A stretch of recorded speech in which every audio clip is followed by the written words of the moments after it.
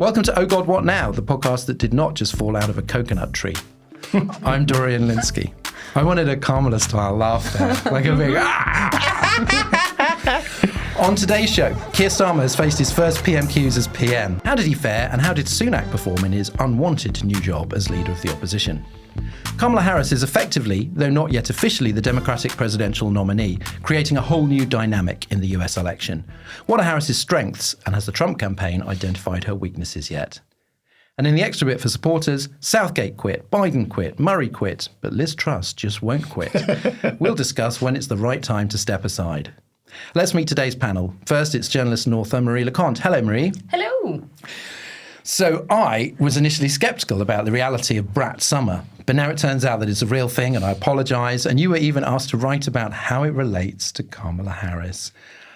Are we all just desperate for a new fun thing to distract us, or is this perhaps one of the decisive trends of our time? So I think it was actually worse. I got called by multiple producers from different radio channels asking me to talk about it on national radio. And each time I had essentially to go like, I'm like extremely in my 30s. I do not want to talk about this. I've not been clubbing in so long.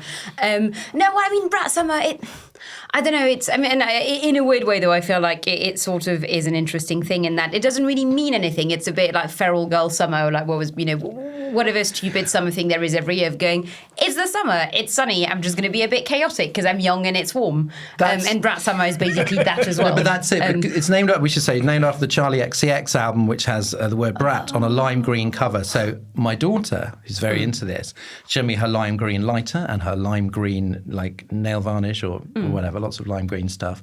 And then every time she turns it, and then she came out wearing pink the other day, and I was like, that's not very brat. So now I've got more. Did she hate that? I mean, she didn't love it. I must confess that I avoided learning what this meant, and at first I thought it was like brat, like the sausage. And then I thought it was brats, like the dolls. So but I was so committed to not knowing, but thank you for educating me. Now we know. There's a weird thing as well, which I'm not going to go further into, but brat is also a sex term, and that's presumably why she called it that. In the BDSM community, there's such a thing as a brat. Again, I'm not going to say anything more on that, but it is quite funny for people to be like, haha, brat, this word with that context. Well, no, it's a thing. That's troubling. So, yeah. More seriously, screeching handbrake turn. How is France's search for a new prime minister going? Well, I mean, going from sex stuff to the French is not, That's not the biggest leap. They're very into Le Brat. Yeah. There's a segue there. Oh, God, how is it going? Christ. So after what felt like, I would say, about a million years, the left coalition, especially the United Left Coalition, there's not anything united about them anymore, finally agreed on a candidate for Prime Minister.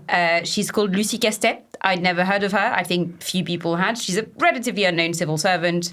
But yeah, so that was the big news, like they finally found someone. And then, because France just loves to suffer, Macron was like, oh, yeah, no, we're not doing any government changes now. Like, there's the Olympics now. So there's only going to be a reshuffle in mid-August at the earliest. So yeah, all of this for kind of nothing. So, yeah, is my conclusion so far. He is having a brat summer. It's quite feral and chaotic. Oh, my God, he kind of is, yeah. Oh, I hate that. Oh, okay. I'm not happy about this. I'm not going to mention it again. Next up, political commentator Alex Andreou. Hi, Alex. Hi, Dorian. Jeremy Hunt has apologised after the release of the first COVID inquiry report. What exactly is he apologising for? Not what the report accused him of, that's for sure. So, whistle-stop tour of the report. Basically, the UK was badly prepared for the wrong thing. Yeah. And ministers were told repeatedly, and their response was, that's interesting, talk to me about no-deal Brexit. That's basically the summary. Wow. Jeremy Hunt is one of the few people to be explicitly named in the report. Remember, this is the part 1 of Hallett's report, which refers only to the preparation bit. Was Hunt Health at the time then? Yes. Yeah. Well, absolutely. He was the longest serving. Was he really? The longest serving. And so he was named, Lansley was named, who came before him, and Hancock was named. And basically, what Hallett said was that they had a plan from 2011, which was outdated by 2020, obviously, and was not adaptable. So they were preparing for a flu pandemic. Everyone thought, well, the next pandemic, for some reason, it must be flu. No one can adequately explain why they were so sure. No, because I actually researched pandemics and pandemic preparedness for my book, and this is actually quite common. That most of the time, like the really bad thing that happens is a Spanish flu, swine flu, bird flu. There is a strong reason for expecting that the next pandemic will be a form of flu, but perhaps not so strong a reason that you don't consider new viruses. But apparently preparing for emerging viruses is consistently bad. You're looking at a larger time frame, presumably from your fantastic book. So you were looking at a slightly larger time frame. Oh, no, recently, pre-COVID. Because the more recent ones have been SARS, which is a COVID virus, and Ebola. So yes, maybe flu is more commonly what happens, but the last two have not been flu. No. There's no reason to be 100% in on flu. So you should have something that is adaptable, basically. Yeah. And so Jeremy Hunt appeared on Laura Kuenssberg's show on Sunday and said he apologized unconditionally and then set a load of conditions, basically. He said, look, there were loads of us, ministers, up to the rafters, and none of us challenged the groupthink. So he was essentially blaming the civil servants for telling them something and them not being intellectually curious enough in that particular moment to challenge it.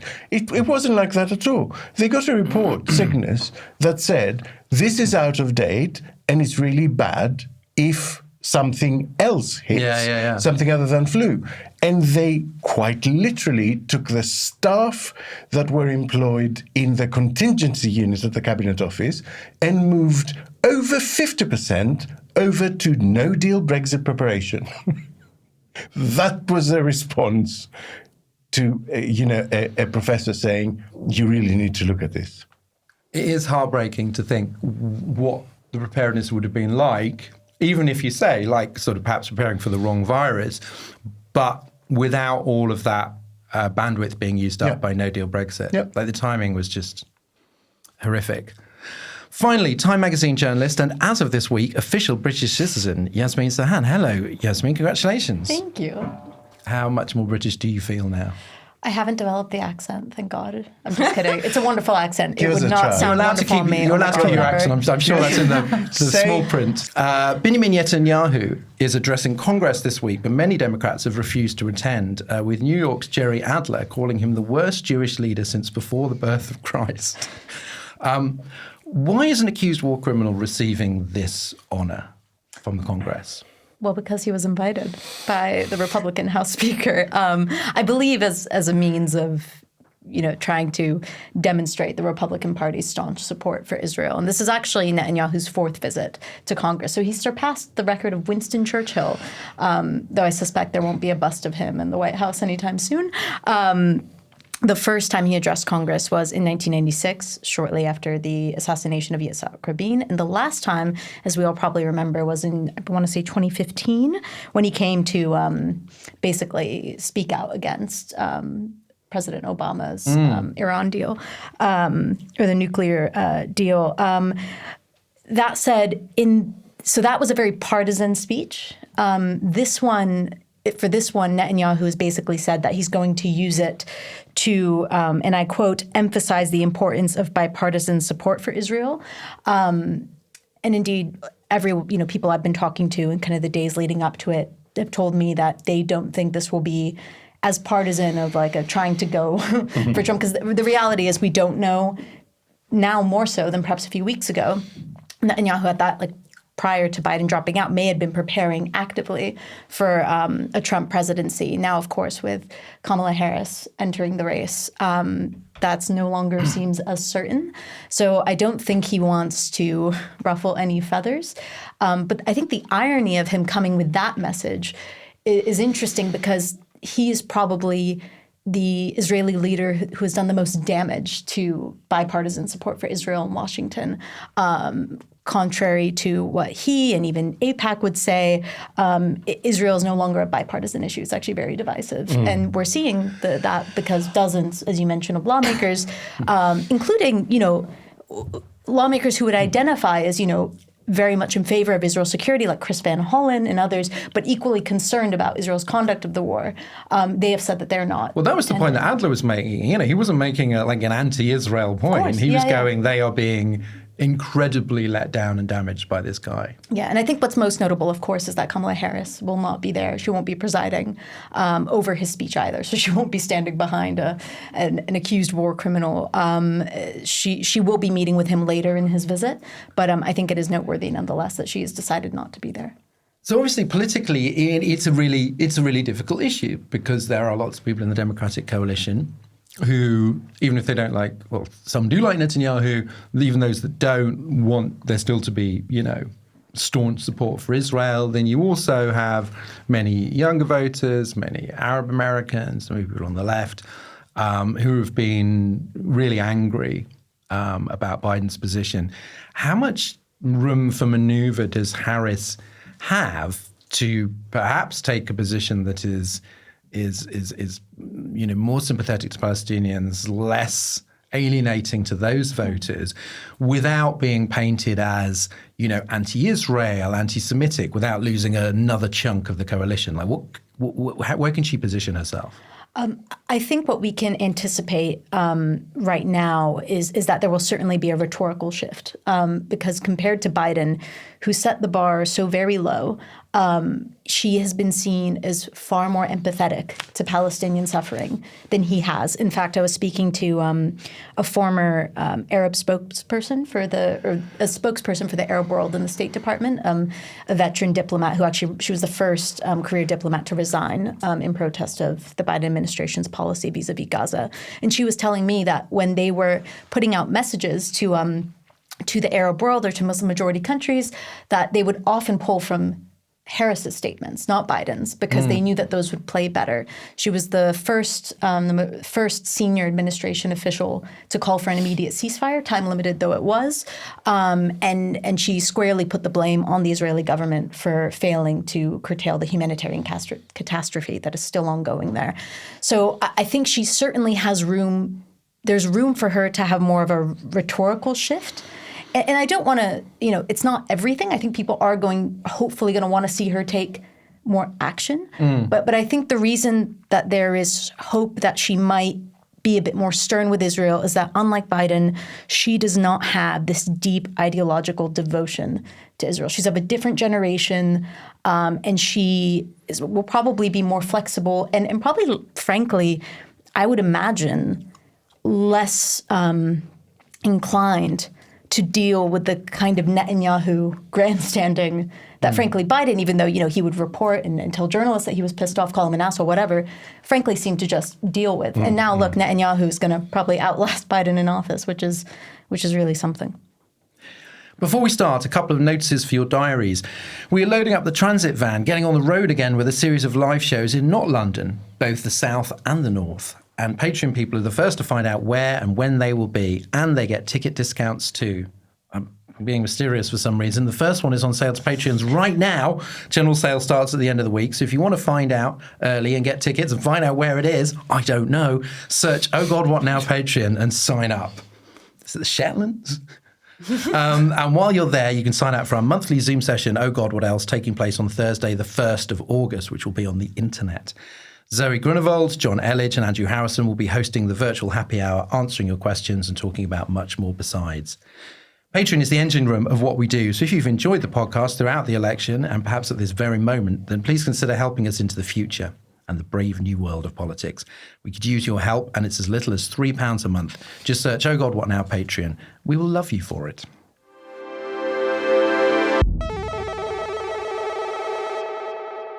On Wednesday, Keir Starmer faced his first PMQs as Prime Minister after 4 years on the other side of the chamber. Alex, I thought Sunak was surprisingly soft and conciliatory, focusing on agreement over foreign policy. He even made a decent joke about losing, which was quite game of him. And I noticed on Twitter, the right are furious. And this is the kind of treacherous cowardice that we don't need right now. I mean, do you think this is going to be the way that he approaches his next few months as opposition leader? Or do you think this is just like, look, it's the first session, you know, let's seem decent to start with, and then he's going to start getting more jabs in? Yeah, I think it's a mixture of the two. I think there is definitely visibly like a large part of him that does not give a toss anymore. And so why go out there and like be a pit bull and damage his reputation further by going too far when he can be statesmanlike and enhance his reputation during his last few months? It may even have been part of the deal he made with the party leadership. Like, I'll stay on until November, but don't expect me to be going out and, you know, trumpeting whatever line you want me to. I will do it the way I want. And there is also an element that this is sort of end of term. The sessions are always a bit more jovial. Labour have just won a huge majority, so I don't know that going in very hard would play well for you anyway. I liked Stephen Flynn's joke of the SNP about being on the same side of the House as the Tories and how weird that was. So most of the questions, I don't normally watch PMQs all the way through, and most of the questions weren't from Tories. You had Ed Davey on Cross-Party Social Care Commission, Stephen Flynn on child poverty, Nadia Whittome from Labour on trans healthcare, Reform's Rupert Lowe on... Can you guess what Reform wanted to talk about? Farming? No, it was immigration. Immigration. And do you think does he say there's too much or too little? The right amount. He said it's exactly the right amount. Keep up the good work. Yeah. And the Greens' Adrian Ramsey on biodiversity. So everybody very much in their zones. Did that... And actually very few questions from actual Tories. Do you think that was a nice sort of reflection of this more of the election that we've just had, where it just seems like we are suddenly a much more multi-party? Yeah, I think it was. I mean, you know, it is a very changed parliament. Like, it's even physically weird to look at. You know, to see that side completely packed. Like, the people we've been watching for 14 years are on the other side, and now there's loads of empty seats over here, because it's not only that the government has changed, but like the numbers are vastly different. And so it is a reflection of that. It is a reflection of a lot of new MPs finding their feet. Remember, so many Conservative MPs stepped down during the last election that even the 100 and whatever that got elected, a lot of them are new. Well, more than half the House is new. Yeah. So, you know, it's Freshers' Week still, basically. They're all looking for someone to flirt with, I think. That's probably their primary concern. You're a PMQ's completist, but I was really struck by the fact that the Starmer... And it's sort of job is you just don't answer questions. Someone asks a question, and then he'll just go, "Yeah, but you lost the election. Think about that." And then, of course, there's no follow-up. So all you get is just like disgruntled face, and then move on. It's like it's Prime Minister's questions time. It's not Prime Minister answers time. I mean, he answered some of them. I think that's a little bit rude. He answered some of them, like on, you know, will you meet with me on X issue? Or will you arrange a review of Y thing? I mean, there's still very little that has got done and quite a lot that is getting going.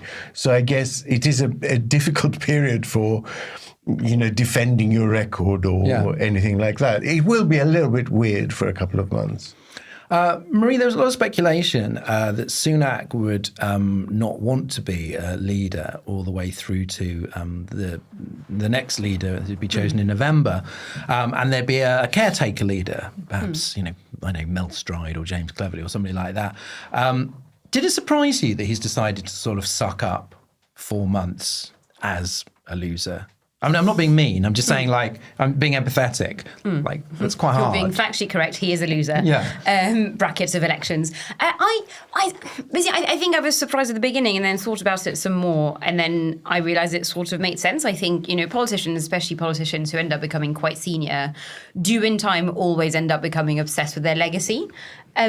it's fair to say Sunak currently doesn't have the best legacy. You know, he did some stuff while he was Prime Minister. Not a whole lot, but he did one or two Windsor things. framework. So, yeah, no, exactly. Now name two. It's like when somebody's wearing a Rishi Sunak t-shirt and you're going, can you name 3 of his policies? Excel buddies. But anyway, so I think, you know, that he didn't get to do a whole lot. He obviously lost the election really badly. And I wonder if he was perhaps shocked or taken aback by the scale of the defeat, because I think lots of politicians do kind of have that inbred that optimism in them that normal people don't quite have. So I think if you're there, you're a bit like, okay, well, what do I do now? What's my only choice to be remembered as someone who was not just, you know, a guy who turned up, fucked it all up and then left. And so I think that's probably why he decided to stay for longer as the kind of caretaker leader. I would now not be surprised if he ended up staying actually the full 5 years, controversially, or at least like a good couple of years before going back to California, because that's the only way he can kind of redeem himself of, you know, being there, being the kind of statesman. Stay as a backbench MP? Yeah, and like, you know, and do the kind of like big beast, like, you know, big speech on something twice a year.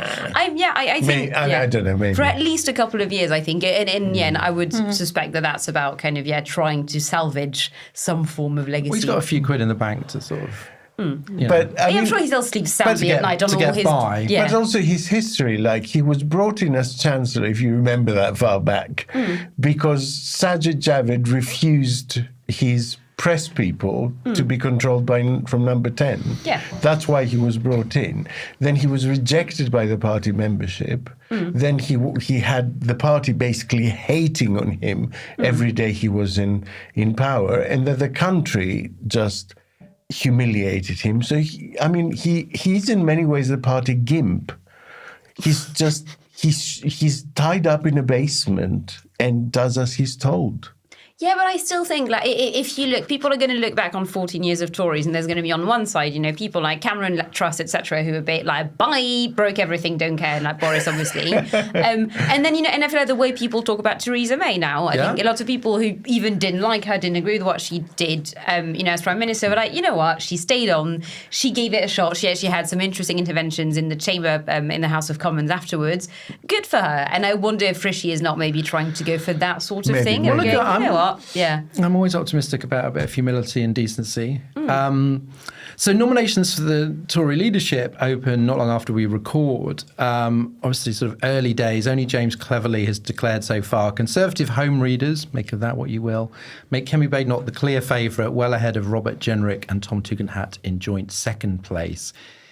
Is there much point in speculation at the moment? Would you just go, oh, well, look, you know, Badenoch's going to walk it, or is 4 months a long time in Tory catfighting?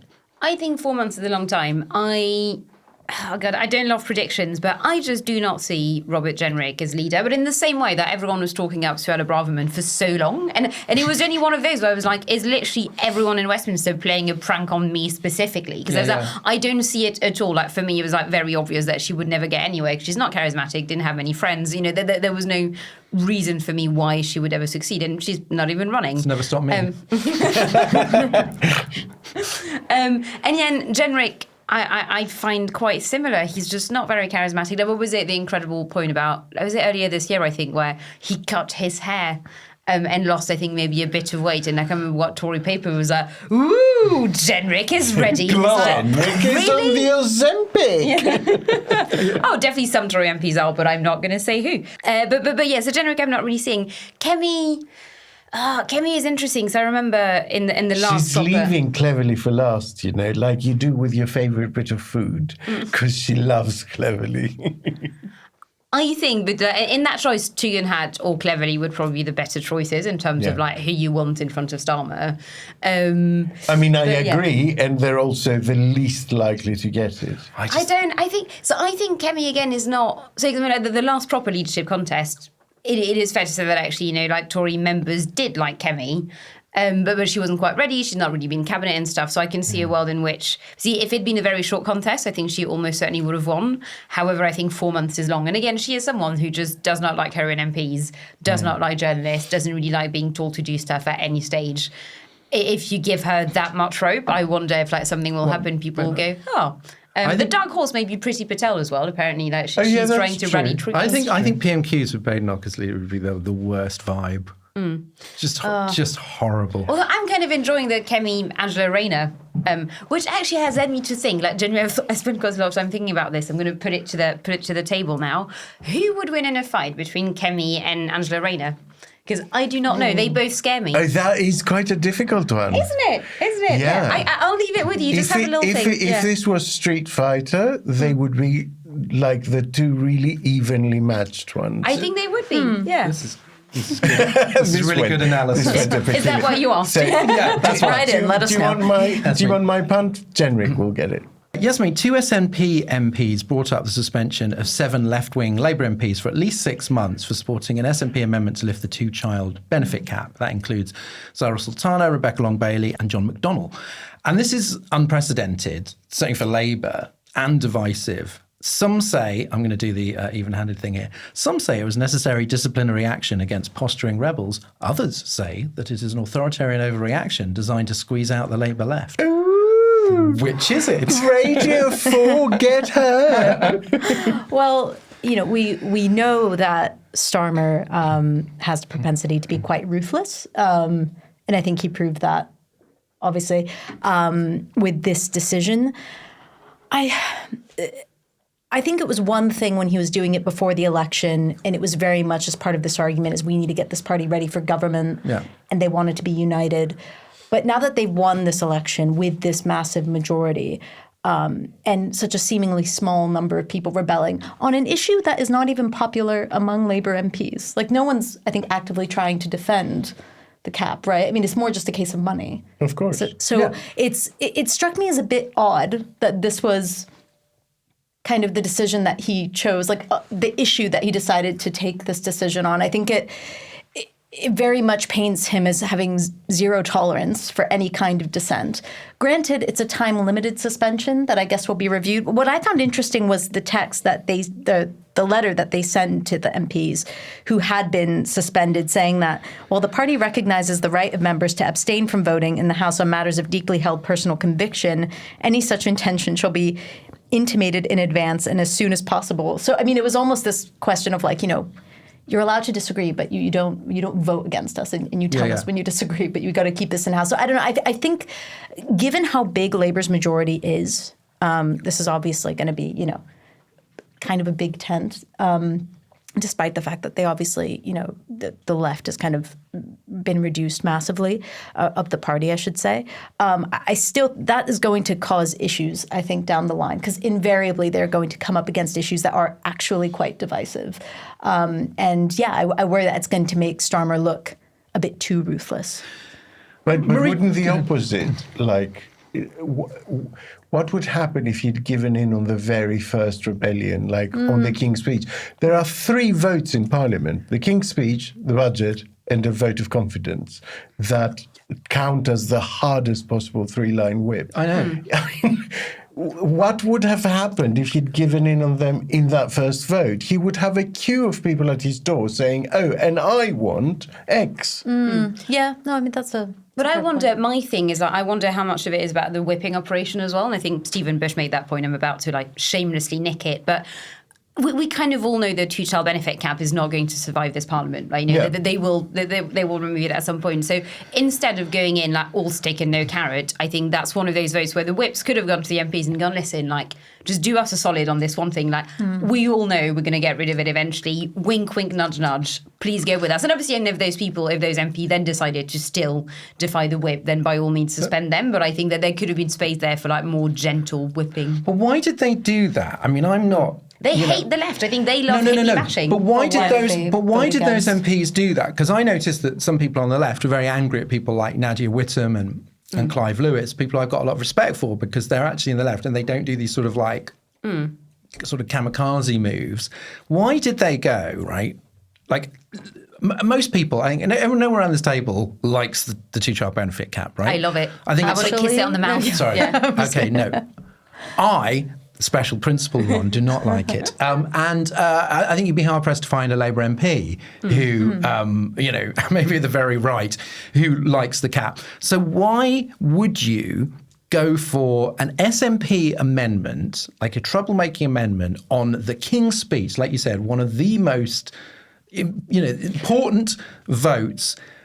Entirely symbolic. It's a wording. It's not as if, like, some people are presenting it as if there was literally a vote on whether to keep the cap or not. And if the other side had won, then it would be gone. And it's like, it was entirely symbolic. And it's to do something which is probably going to happen. Everybody's sort of saying that it will happen soonish, and certainly within this parliament. Like, Marie, why did they do that? Like, why did they invite the possibility of a reprisal? Well, to be fair, I don't know. I'm going to turn the question on its head slightly. But if you're Zara Sultana right now, who gives a shit if you've got the whip or not? Like, she is never going to get a job in a Starmer administration. I think Starmer has made that incredibly clear. She will never even become a PPS. Like, he's not even... So I think Blair at least tried to bring in some of the left of the party on the front bench. Starmer is clearly very, very not interested in doing that. We can discuss whether that's wise or not later on a different episode. But the point is, she's just going to be a Labour backbencher for the next 5 years anyway. Like, this parliament has just started. She will never get anywhere near, she will probably... I mean, she could become... I'm just picking her, but that applies to the seven, to be honest. None of them would even become like the chair of select committees because the whips would block that. So it's a bit like, in that case, why not? SNP's Pete Wishart was talking about this bust up, and he asked, "Is his honeymoon over before it's even begun?" And the idea of a honeymoon has been floating around the Sky News website. Did you see this? Accused Starmer of not taking last week's massive IT failure seriously enough because he was too busy enjoying his political honeymoon. To reboot my computer, bust. Like, Mr. Starmer. And the idea that Starmer was just too busy, just like walking around number 10 going, "My house." Just pay attention. It's just a single lying in a character. heart-shaped bed. Oh, my house now! Lying in a heart-shaped bed with a cigar and a bottle of champagne. Getting Just his going, picture taken. Alex, do you think there is such a thing as a political honeymoon, especially in a situation like this where there are so many inherited crises? What does it even mean? It means, I think, that the media take it a bit easier on the government, basically, because political opponents will never give you loads of time to basically establish yourself and establish your narratives. But the media will give you a little bit of time before they start pressing you. And so all these stories I see that, the honeymoon is over, it just means that the media wants to go after Labour really from day one. That's what it means. And that's what they've been doing, to be honest. So it is like a media confection to some degree. But Marie, polling by Public First found that before the election, 31% of voters were optimistic about the country and 43% pessimistic. But within a week, it was 45% to 30% in the other direction. And Starmer's approval rating at the end of the week was the highest since Johnson's during the vaccine rollout.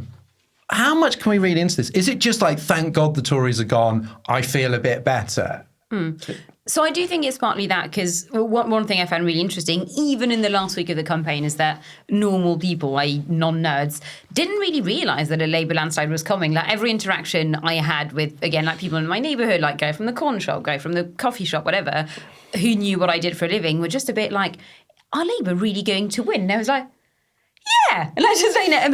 But it was a really weird thing. So I wonder if, those numbers partly shot up because people were like, oh, wow, this happened, which is kind of weird to us because I feel like we've known for ages. Like, it was very obvious that Labour was going to win. I think it's partly that. I think it's partly also that, they've not done anything insane for like 3 weeks, which that's weird. That's novel. Yeah. So I wouldn't be surprised if it were like just as basic as that. And also everything they've done. So I think from, the perspective of someone who's not really interested in politics, everything they've done has probably seemed very boring and like not worth looking into. So you've probably looked at the headlines and been like, no, doesn't bother me. And actually, but that's a good thing, right? And that's what Keir wanted, was it the speech at last year's conference. So we all, want a politics that treads lighter on our lives. And that's what people want. And everything was in their manifesto, which even hostile journalists have had to grudgingly acknowledge that, well, they are doing exactly what they said that we're going to do. Yasmeen, American journalists talk about the first 100 days of a presidency. Do they ever talk about a honeymoon, political honeymoon as well? Yeah. I've seen headlines already. Granted, I think they were quoting a former Trump aide, but saying that Kamala is currently in her honeymoon period. She hasn't even, just in her honeymoon period of being the potential nominee. Apparently you can have a honeymoon period for that. Her life is an entire honeymoon period. Like, she's got the vibe of someone who's having a kind great of time. always on honeymoon. Yeah. But we do use it. And in fact, I was trying to check and see when Biden's honeymoon period ended. And I found a CNN article dated May 1st, 2021. That was exactly 101 days Oh my God, since that his is inauguration. amazing. So quite a long honeymoon. So That is amazing. So someone put it in their calendar going, you've had 100 days. You're done. That's it.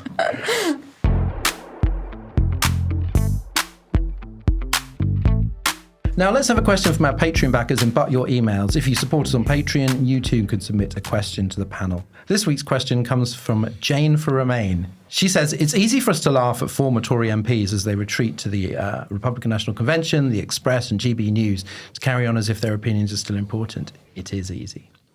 Should we worry about them instead? These people thrive on a false narrative that they are the resistance. How can we keep fighting their dangerous ideas while they're in opposition so they don't return stronger and faster than we expected? Now, bearing in mind that this is the general liberal left mindset of like, we've won, but what about when we lose? I'm very happy to be very optimistic on this. And it's something I've written about. Like, if anything, I think that kind of very tight media ecosystem of, the kind of like leftover tabloids and GB News and etc. are very much harming the Tories and are going to keep harming the Tories until Conservative MPs realise that actually they should not be part of that kind of bubble anymore, in that echo chamber. But I think because the US is different. I wonder if people actually are kind of looking to the US and going, oh God, that's going to happen here. Like, the right is going to go insane here, and then they're going to contaminate people, and and then we'll get our own Trump or something. It's not really going to happen. If you look at so much data, like Britain is a lot smaller, it's a lot less divided. Even right-wing people, like very few of them are like right-wing brackets mental. So it's not. So I think if anything, I think that kind of media ecosystem are just conspiring to make the Tories less and less and less electable. And that's that. So I'm not worried at all. And we don't have religion. It's Yeah. like a big lever for those people usually. I was in Milwaukee when I was going to say my conception of time's completely gone away, but I guess last week. So when the RNC was taking place, not crucially, I should add, not for the RNC. I was on vacation. I was on vacation in the Midwest. Amazing time, but on my way traveling back to the UK, I actually ran into someone I knew from university who was there for the RNC. And as it happens, she told me that she and her husband, when I brought up Liz Truss, she's like, oh, we had dinner with her the other day. And I was like, oh. And it was like asking kind of their impressions of her. And they were really fond of her, to which I said, I think the British people would tell you that you can keep her, just generally.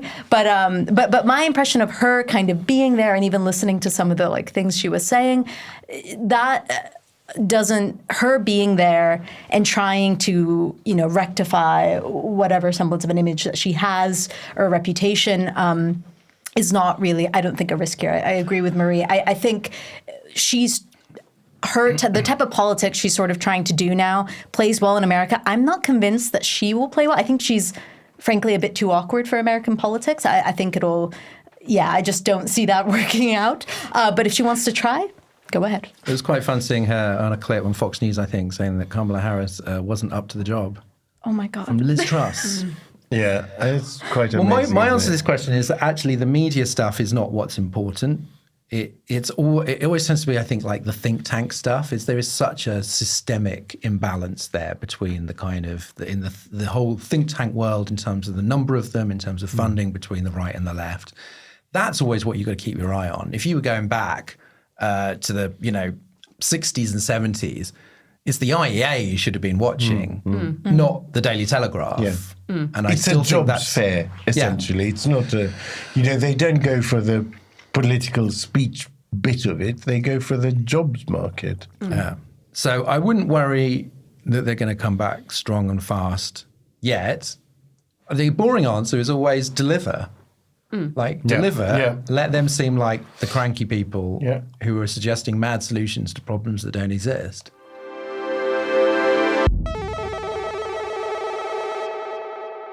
Next up, Kamala Harris, that's Kamala as in Karma Police, looks guaranteed to replace Joe Biden as the Democratic nominee for president. After running against Biden's age, Trump now finds himself the oldest nominee in American history versus a candidate.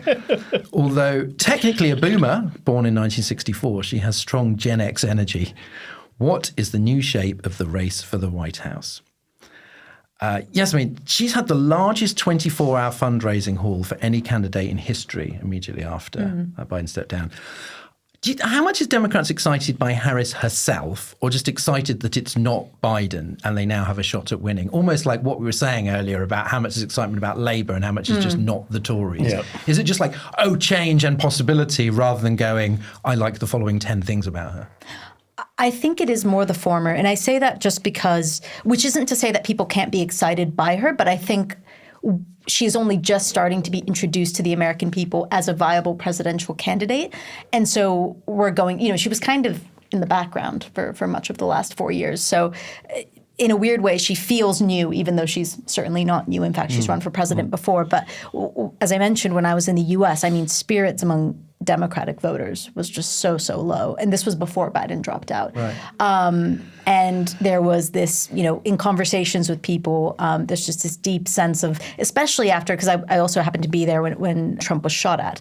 And that moment was kind of, you could feel the spirits sink even further. They're like, oh God, like he said, like that sort of narrative of like the race is over, which I thought was like kind of too hasty of a narrative from the start, especially coming from like people who had the power to change that. I was like, that's irresponsible. You shouldn't do that. But you could feel it among like everyday voters. So I think Biden taking the decision, difficult as I'm sure it was, to step aside was met as, kind of blown a bit of life back into people kind of thinking like, okay, there's hope. And crucially, I think there is also this understanding that, once the Democrats have chosen someone to take over, and it very much, as you say, looks like it's going to be Kamala Harris, that they just need to sell. Because at the end of the day, the opponent is Trump. And in theory, anyone would be better. But that crucially, she is someone who would actually be very good. Because during her first couple of years as Veep, she was deemed a disappointment. But then I heard that she sort of almost, under the radar was improving. What are her strengths, do you think, as a candidate? I know candidates and presidents, it's a different basket of strengths and weaknesses. What do you think she has going for her? To start at like the very like low end, she can run upstairs.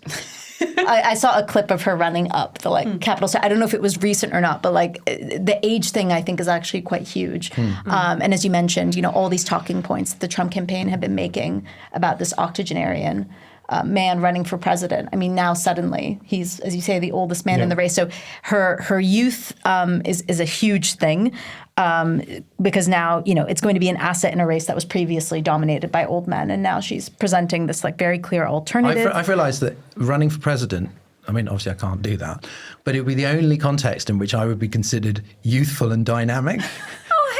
She's 59, and everyone's just going, well, she's just a kind of blast of youth and vigor. And it's like, she's literally a very young 59. No, I know, obviously, but it's almost like in no other field in the world do you get to be young at 59. I love it. If you died tomorrow, we'd call you young, don't worry. I'm not 59, by the way. I want to point that out, although I do look older than Kamala Harris. Anyway, Yasmeen, continue. But other strengths, obviously she's able to, I think even just watching her speech yesterday in Milwaukee, which I want to just preface from before, such like the Midwest is such a beautiful part of the country to visit, and everyone should. I stand by that. But anyway, she was talking about things that, are definitely like important issues to the Democratic base. Abortion, of course, being one thing, voting rights. As I mentioned before, she's certainly less toxic on Gaza. Remains to be seen what kind of tangible action she takes, but she doesn't have, to quote her, she's unburdened by what has been relative to Biden on that particular issue. And of course, there's, you can't ignore the sort of historical aspect, which is the fact that, if she were elected, she'd be the first female and first Black and South Asian female president as well. And I just wanted to add briefly, I think a strength that she has, which is a bit more like nebulous, but she looks like she's enjoying herself. And I think that's one of Trump's strengths and was one of his strengths in 2016 and 2020. Maybe a bit less now as he's going clearly a bit loopy, but it's still, he's someone who enjoys the crowds, he enjoys the speeches, he enjoys the active politics. I think Biden kind of used to be like that, but then he got old as balls. And so, he kind of stopped. Whereas that Kamala has that thing of just being on stage and she's enjoying herself. And I think Britain had a similar problem for a while, and that's why people like Boris. Like, people want politicians who are like, I'm happy to be a politician, to be representing you and fighting for you, etc. So I think she's got pep. Yes, I noticed that initially Trump tried, because he loves his little insulting nicknames, he tried laughing Kamala, because everybody hates laughter, and has now turned to sort of lying Kamala. Do you get the feeling that the Republicans basically, they were very, very happy, I mean, obviously they were very happy to be running against Biden this time, that they don't really know what to do with her, and that basically going, she seems kind of fun and goofy, was their first attack line. Like, where are they going to go with this? It's not clear, but it's been very entertaining to follow. So I really enjoyed, I think it was yesterday, a call, a kind of like internal call to Republican activists and foot soldiers, etc., from the kind of big wigs and the Republicans going, can we please just not be sexist and racist? Like, can that not be the main thing we're doing? Like, can we talk about the policies? And you could nearly hear the grumbling. We're like, fine. Oh my God, like, Dad. But no, I think, yeah, a lot of it is saying, oh, well, she was a diversity hire, or she doesn't have kids, or it's all very identity based at the moment because there's kind of nothing else. They're trying to attack her on, the joint record of like Biden and her, but there's not that much really to say. So I think that there's still very much, which is weird because at the very beginning when Biden decided to step down, there was a lot of bravado, I think, from Republican sources going like, we've been getting ready for this since day one. We have so much on camera. And then they're just like, she's a woman. Good. Okay, is that what you have? She laughs a lot. But I should point out that all running mates are diversity hires. Yeah. Like, it's like, oh, right, okay, we need somebody from the Midwest. Or John McCain going, oh, I kind of need a woman on the ticket. Or, Barack Obama going, I kind of need like a kind of an old white guy on the ticket. It's like they're all diversity hires. Yeah. It's always balancing. But it doesn't matter. But if you're a white man, it's not diversity. It is worth pointing out that for all of her strengths, and I think she certainly has some, or many, like I think this sort of narrative of her being, well, actually, I mean, I think she's underrated, or I think she has been over the past few years, and now is really the opportunity. I think it's kind of almost too hard to tell so early on how people. But like so far, she's had a really good start. Hence, people talking about her honeymoon period. But there are some weaknesses that I think the Republicans will try to obviously capitalize on. The first, of course, is this impression that she, was given this what many could argue this impossible mandate with dealing with the border. My colleague actually had a really interesting piece that was talking about how she actually really wasn't put in charge of the border or immigration policy, but rather she was given a mandate that was much narrower, which was to examine and improve the underlying conditions that prompt people to come. She wasn't like the border czar, as people were saying. Exactly, yeah. So, but nonetheless, I think that that narrative has kind of taken hold in a bit way. So they might try to really hammer that. The one issue that did make her quite unpopular in 2020 was her prosecutorial record in California, the greatest state of the nation, and that really kind of a lot of people on the left were disenchanted with that record. But that was in 2020, which, of course, was a different time and context. You, of course, had the George Floyd protests. It could technically maybe work in her favor this time, not just because there's clearly this narrative brewing of, her being a prosecutor and Trump being a convicted felon. She mentioned in her speech in Milwaukee yesterday that, like, she's dealt with felons, with rapists, with liars, and basically said something along the lines of like, so I know people like Donald Trump. So they, that could be used, but also crucially, if she was seen to be tough on crime, I mean, that's something the right really likes. So I think, was it Andy Beshear, the governor of Kentucky, said about J.D. Vance? He goes, well, he has no convictions, but his running mate has 34. Oy. Which I thought was a good gag. Alex, obviously it's Republicans, but it's also some media commentators suggesting that it's a problem if she strolls the nomination without a contest, and it's a coronation, and it's undemocratic. And they seem to, wouldn't it be much better if there was just a massive shit fight at the convention between loads and loads of different things? And then the whole problem of transferring the kind of the funds. If you don't choose someone for ticket. Do you think it almost seems like it's basically either Democrats in disarray or Democrats in too much array? Like, is it an issue? There were fans of an open convention in the Democratic Party as well. It's not only a pundit and Republican talking point. There was a school of thought in the Democrat Party that an open convention, a sort of flash primary, as they call it, would be quite good. Show a sort of democratic process. I thought that was mad. Legitimize. Ezra Klein, I mean, not a Democratic Party operative, but has been advocating for this for quite some time. I thought he was off his tree. But I mean, Pelosi, I think, was another one that was in favor of a sort of open convention. But then I think, first of all, the massive support, the avalanche of support has been such that it doesn't make sense to manufacture opposition to Kamala Harris just to have the process that you think is better. If it appeared that she was unpopular and she was being foisted, then somebody would be making more of a But stink. if organically the whole party just gets behind her, then it would seem weird to manufacture a situation. And this way also has huge advantages, especially time-wise, because, there's 100 days now to the, I think it is 100 days today, or is it 100? No, I think it's 106 days something like that. to the election, right? Most of the electorate really starts paying attention round about now. And that's not a long time for a new presidential nominee to introduce themselves to people. And so actually this extra month where she's the presumptive nominee and can go around the country saying, these are my policies, this is me, I think will be invaluable.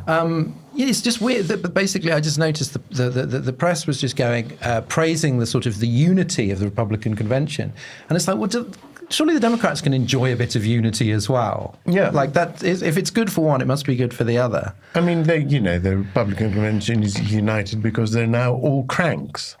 It's not necessarily a great kind of unity. Yasmeen, is the running mate choice bound to be contentious? There's a couple of names in the mix. I mean, there's a few names in the mix, but two stand out. Josh Shapiro, governor of the crucial swing state of Pennsylvania, but a real hawk on Gaza and has been very harsh on the protesters. Arizona Senator Mark Kelly, also there's some issues around, some frustration with him at the left. But then the kind of person that you want who is going to kind of help you win one of those swing states, the kind of centrist white guy, is sort of bound to annoy people. Is there like a do you think there are safe choices there that will do the job of spreading the without aggravating the base? I don't think that the choice of that kind of choice would annoy people. And my former Atlantic colleague, Elaine Godfrey, actually had a really great piece titled Kamala Harris's White Boy Summer, precisely because, as the headline suggests, Harris will, and you alluded to this earlier, when you're balancing a ticket, I mean, it's going to be a DEI hire and it's going to be a white male. Finally. About time. And I think that's partly because, they want to have, quote unquote, a balanced ticket, but equally, I think it's more what's more important in my mind is what states they're coming from. And you mentioned a couple of the people that are in contention, but there's others like Transport Secretary Pete Buttigieg, Andy Beshear, you mentioned, North Carolina Governor Roy Cooper. I know it won't be, Mayor but Pete, I'd love it to repeat. But yeah, from that piece that I mentioned, Elaine said, above all, strategists say that Democrats are looking for a VP who appeals to the white working class to help her win any of these swing states. Joe Biden. Huh? Joe Biden.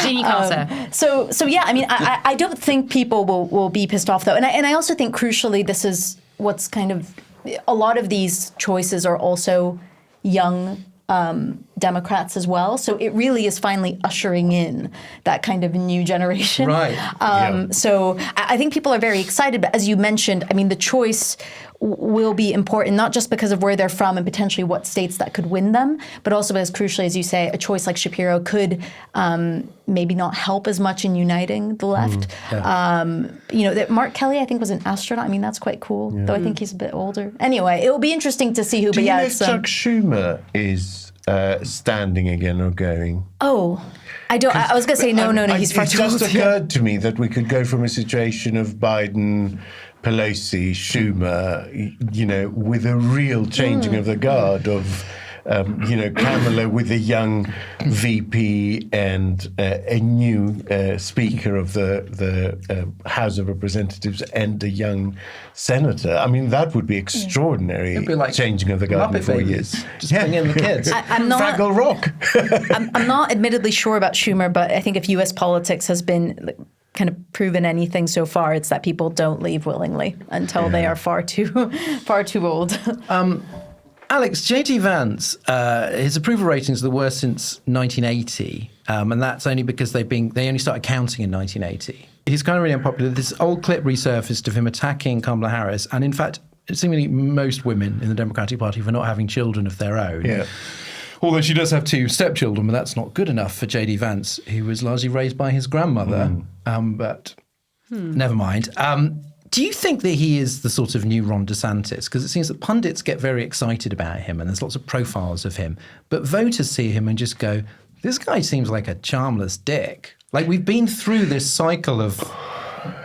I mean, I think even pundits got excited about him for about 5 minutes and now seem to be decidedly less excited by him now that they've seen him speak. So he has that in common with Ron DeSantis. But that's what I mean. Like, he's just not very impressive. Everyone's going, whoa, he's dynamite. And then he gets up to the microphone and goes, hello. I ordered Mountain Dew once. Mountain Dew's racist now. Everything's racist. What? Yeah.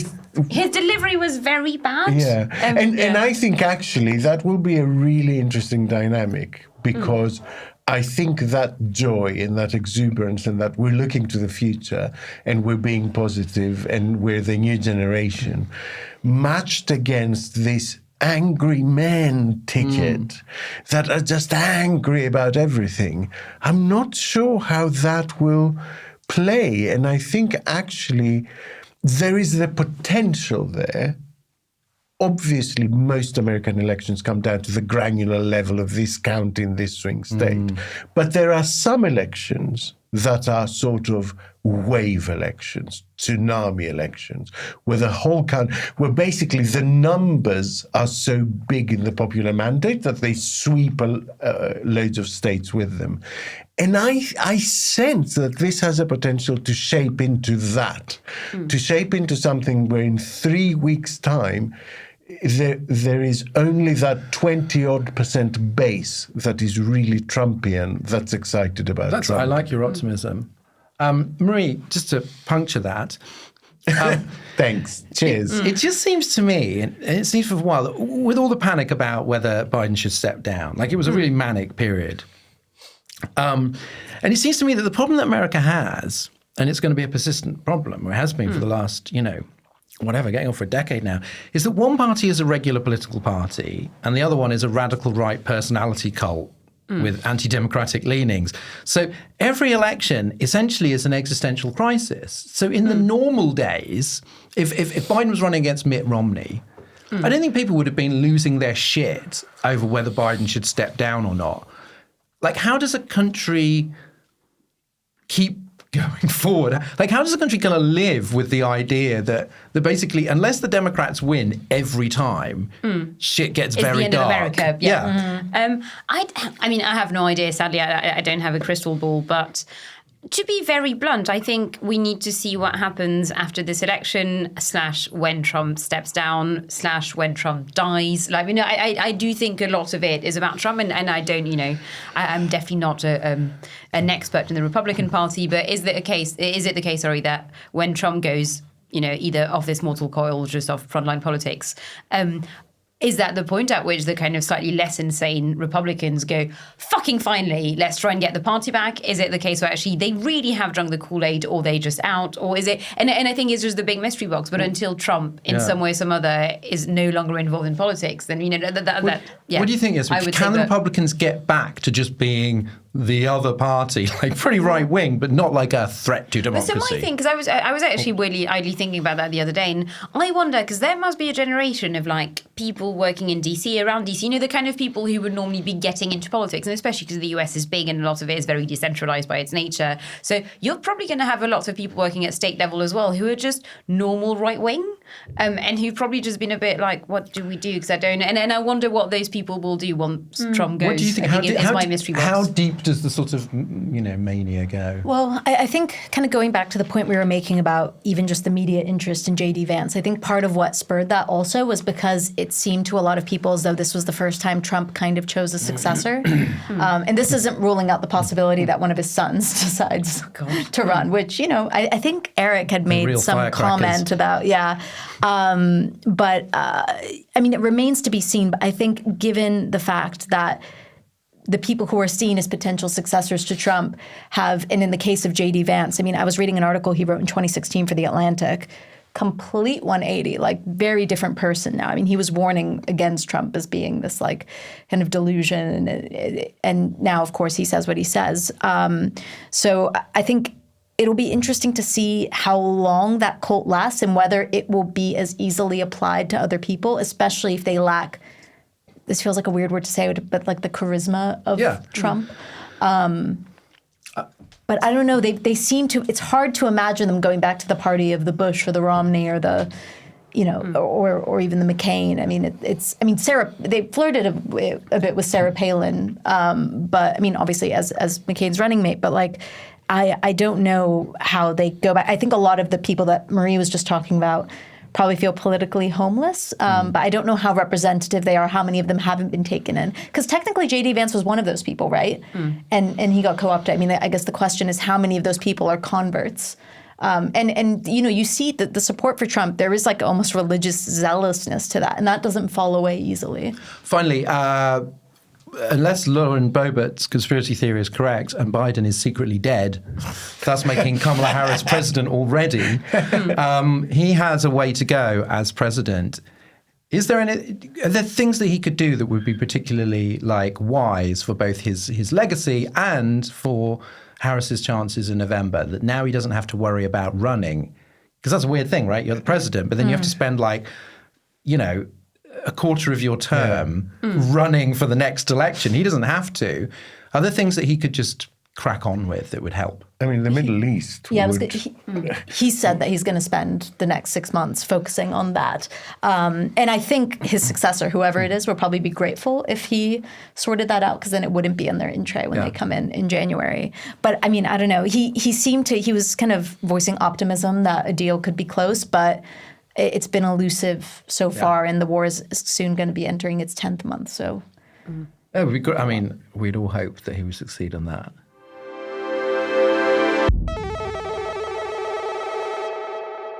And that's the show. Thank you so much to Alex. Thank you. Marie. Thank you. And Britain's finest, Yasmeen. Thanks very much. Stick around for the extra bit after Demon is a Monster by Corner Shop, and a salute to our generous supporters who keep us going. It's as simple as that. Why not join them for as little as £3 a month and get the podcast early without ads, plus lots more cheeky offers? Search Oh God What Now Patreon to find out how. We'll see you next time. Hello, and a massive thanks for supporting the podcast to Russell Hill, Katarina Cooper, David Miss Kelly, Trevor McGowan, and Caro and Hove. Huge thanks, and an enormous virtual hug to Maggie Linner, Kay Macmillan, Nick Lawton, James Forrester Gray, and Gary Jerry. Hello to the wonderful people, Prof. Carol Richardson, Liz Skelton, Steve, Andy Hull, and Kaz Mockett. And hello from me to brand new supporter Aoife O'Toole and some people who've renewed their support after some time off. Welcome back V Bright, William Reed, Lewis Paget, and Katie Johnson.